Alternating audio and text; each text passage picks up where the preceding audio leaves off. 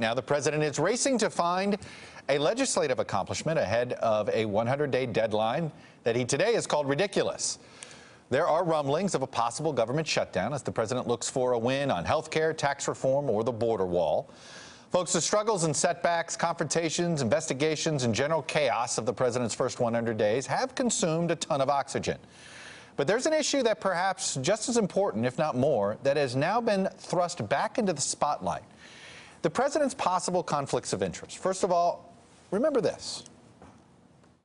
Hillary Clinton did government favors for those giving her family and her foundation massive amounts of cash. Hillary Clinton's pay-for-play corruption during her tenure as Secretary of State. If she were to win, it would create unprecedented constitutional crisis. When we win on November 8th, we're going to Washington, D.C., and we are going to drain the swamp. How could you forget that phrase? But here's the strange thing. President Trump might be hoping that we've become numb to the issue of conflicts of interest, and there are some signs that we have.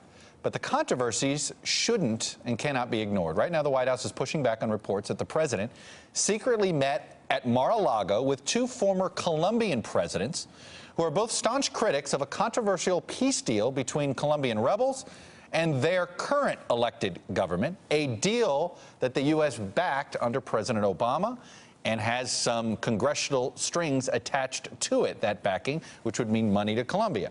Now, citing Colombia media reports, the Miami Herald says this meeting, which took place last weekend, was arranged by Florida Senator Marco Rubio, who has been critical of that deal in Colombia.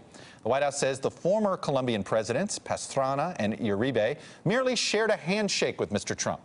But Pastrana publicly tweeted that it was more than that. He thanked the president for a, quote, very frank conversation, unquote, about Colombia's problems.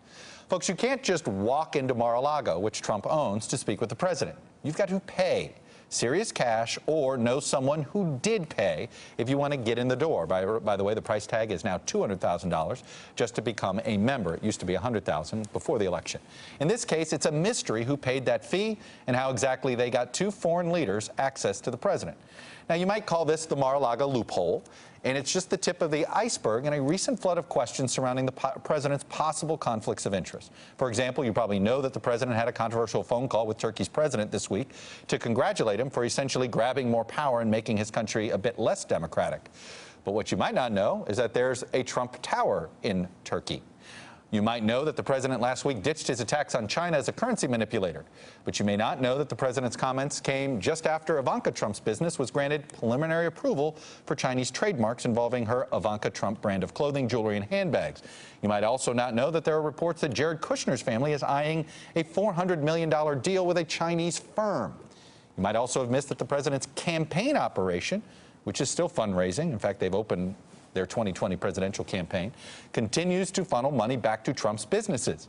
And the president's trust allows the president to pull money from his various business ventures whenever he wants.